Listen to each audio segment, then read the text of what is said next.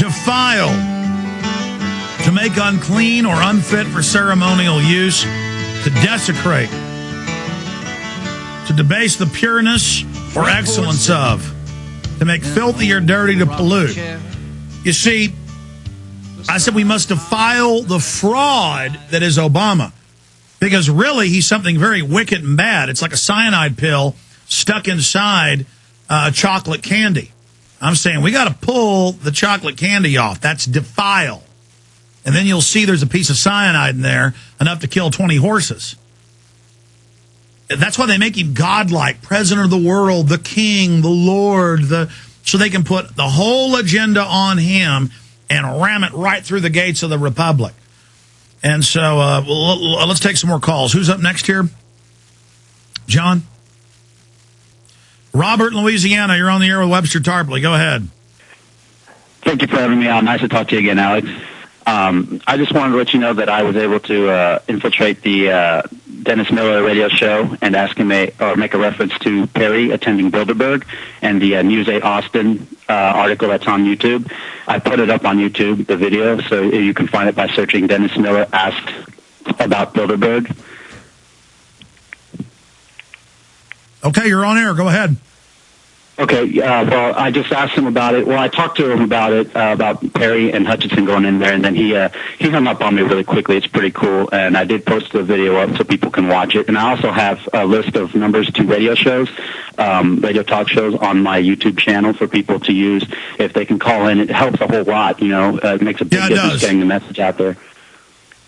Okay, thank you for the call. I appreciate it. Yeah, keep it up. That's great. Look, that's take back the airwaves. You never have to figure that there's nothing you can do. There are these big talk radio shows broadcast nationwide.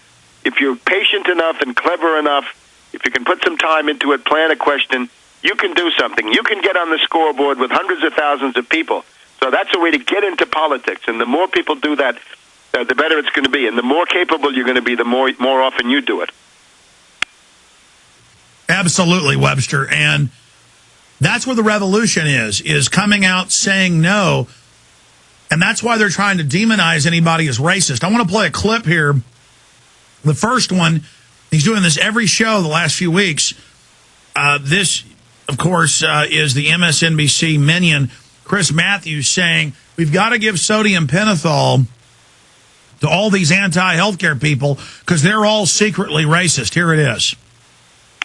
The NPR poll last week, of those, 25% of the public strongly supported, so they strongly supported what Obama is trying to do on healthcare. 39% strongly opposed. Right now, there does seem to be more energy in the opponents than the supporters, although the proponents are trying to gear up. And I think it would be a mistake to simply read what's happening as just a kind of racial reaction. There is an indication here of the problem the Democrats face. Go into any one of these rallies, these people, they filled it. It was like Acorn on the right. It was reminding me of Acorn taking off Tip O'Neill's office. Put all these 100 people in a room, strap them into gurneys, inject them with sodium pentothal. How many of them would say, I don't like the idea of having a black president? What percentage? What percentage would say, I don't like having a black president? I'm just guessing. This is just off the cuff. I think 45 to 65% of the people who appear at these groups are people who will never be comfortable with the idea of a black president. Okay, you want to venture a guess? I would not go that high. Okay, let me ask you another question. I would not go that high. How many of them would say, I would really like the idea of Sarah... This is Hitlerian. Hitler used racial politics. And he said these groups racially are coming after you. They want to get you. So not just racism, but trying to create race war. And they're doing this on all the channels, Webster, as you know. This is just outrageously criminal, in my view, to take big groups of people clashing and to say the majority group is all basically racist, or 65% of them.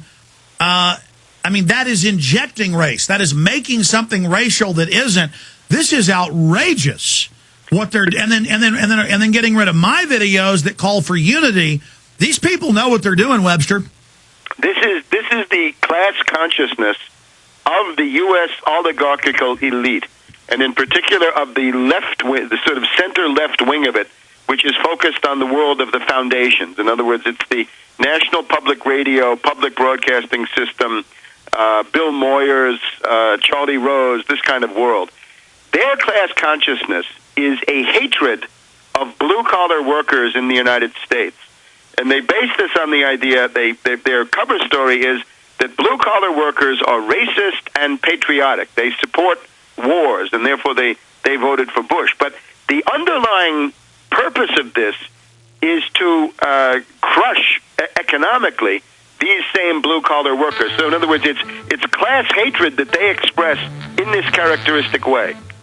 And the big foundations you mentioned are the big eugenics foundations, so they really hate the blacks. So they've got their two enemies. Absolutely. They've got their two enemies trying to make us kill each other while they sit there just going, I can't wait to murder these blacks. And they're like, oh, I'm liberal. Oh, I'm liberal. I'm Chris Matthews. Oh, let me inject racism. I'm winning. I'm the big pimp liberal. I'm the big scumbag filth. We're on the mark.